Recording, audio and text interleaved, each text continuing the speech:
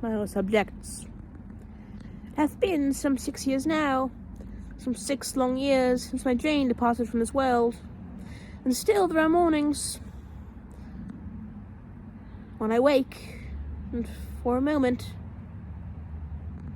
I think she'd be beside me. Yet I reach over, I feel nothing but the cold of a mattress.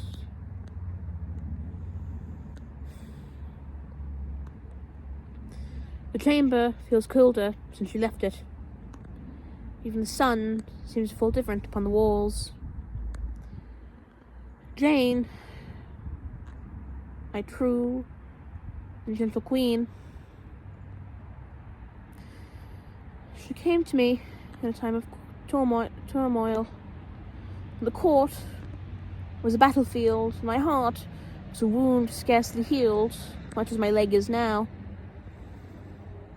My heart, she asked for naught but peace. She gave me comfort when all around was noise and deceit.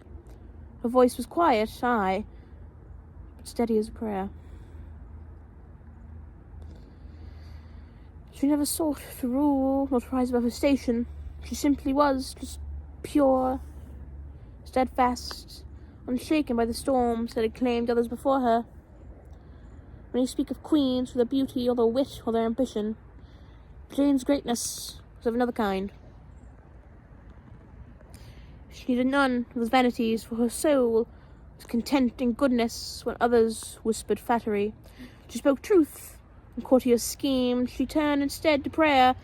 She loved me not for my crown, but for the man beneath it, and that, I think, is the love a king scarce finds twice in his lifetime.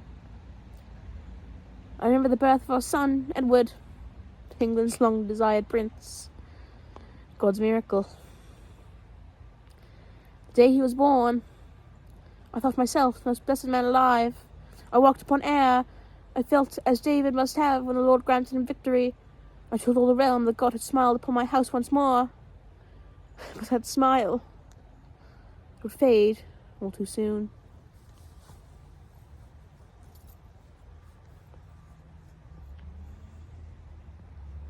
"12 days. 12 days, and the light of my life was gone. She who had given England her air lay pale and still, her hands folded in peace, her lips parted as though she meant to speak my name once more. I, who had faced armies and defied popes, could do nothing.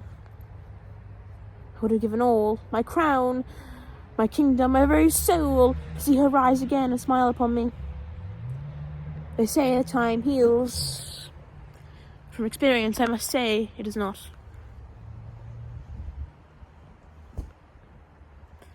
The wound merely grows quiet. The night comes and memory stirs. I have wed some 3 times since then. Yet none of them have ever captured my heart. Why, Jane?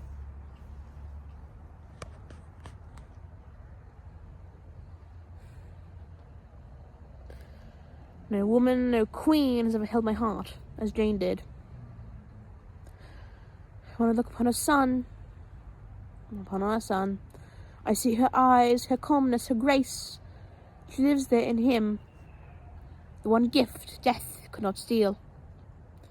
When I am gone, they lay me in the vault at Windsor, giving command, she'll rest beside me. Others have worn my ring, shared my throne, and fallen from favour, but she alone remains my true wife in death as in life. For though I am king, I also a man. Even kings, for all their might, are not spared the pain of love lost. So I say to you, my good and loyal subjects, if you would know the heart of your sovereign, look not upon the splendour of his crown or the weight of his deeds, but upon the name he speaks in his prayer each night.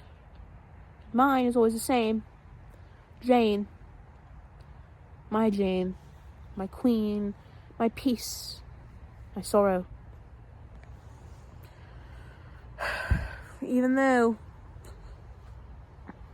God did see it fit to take her early, I am but a man. Even the greatest kings of old, Alexander, Caesar, all of them, all the great statesmen who have ruled, as none of them could ever survive such tribulation. I may be head of a church, I may be king of England, Ireland, and France, yet nothing will ever be as important to me as she was. And with that, my other subjects, I bid you all adieu. I say goodbye for now.